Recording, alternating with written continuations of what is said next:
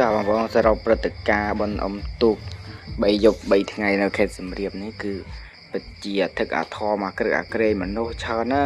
មកលេងសៀមរាបហ្នឹងកើតបើជាងឯងទៀតណាជីអីតែមនុស្សឆ្កាជីទុកដែរធ្លាក់ទឹកឡោបល់ចូលហើយអាយ៉ាចង់រឹមក្បាលទូកទៀតผมទៅរឹមក្បាលទូកវាថាឆ្កាជីទុកបាទអញ្ចឹងមានអ្នកទស្សនានេះពេញទឹកពេញដីអង្គុយមើលនឹងឯងហ្នឹងណាបងប្អូនណាអង្គុយមើលអញ្ចឹងទៅមានការដើរឆ្វែមាត់ស្ទឹងដើរមើលតាមគេលក់ដូរមានបោះកន្លែងស្តង់ឆ្លងស្ពានមានបារ៉ាស់មានការធ្វើចរាចរណ៍ត្រឹមត្រូវសម្រាប់ជូនពុកម៉ែបងប្អូនដែលមកដើរលេងនៅខេត្តសៀមរាបអញ្ចឹងណានេះគឺជាព្រឹត្តិការណ៍បន្ទទូកខ្នាតតូចទេដោយសារយើងឆានៅពេញបឹកខណ្ឌតាផងnhiềuពិសេសnhiềuមកលេងសៀមរាបពេញ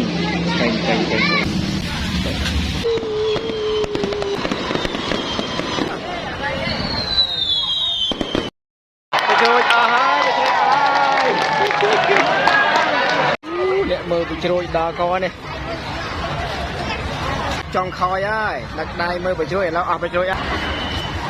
ពូមីងគេថាមកលេងសៀមរាបសប្បាយចេកឆាកលងដល់ដែរនេះតោះមកមក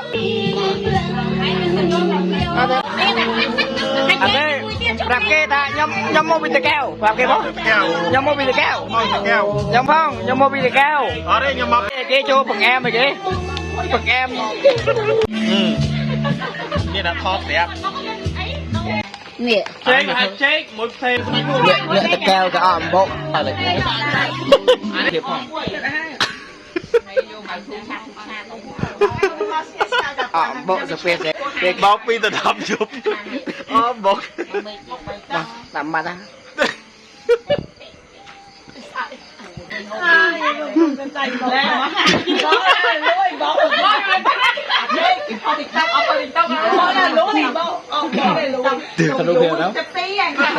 នេះសូមសែនមកណាបងប្អូនសែន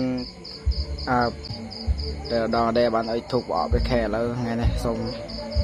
សែនឲ្យធុបអបពីខែសូមម្ចាស់ទឹកម្ចាស់ដីនៅភូមិស្វាយព្រៃជំនាញផ្ទះនៅភូមិស្វាយព្រៃជួយថែរក្សាផ្ទះជួយថែរក្សាសុខភាពគ្រប់ចកកុហកឲ្យកូនចៅផងសូមជូនពរកូនចៅញាក់ក្រោយបែកខ្នងឲ្យកូនចៅរកស៊ីទទួលទានមានបានមានសេចក្តីសុខជប់ជុំក្រុមគ្រួសារសាធុ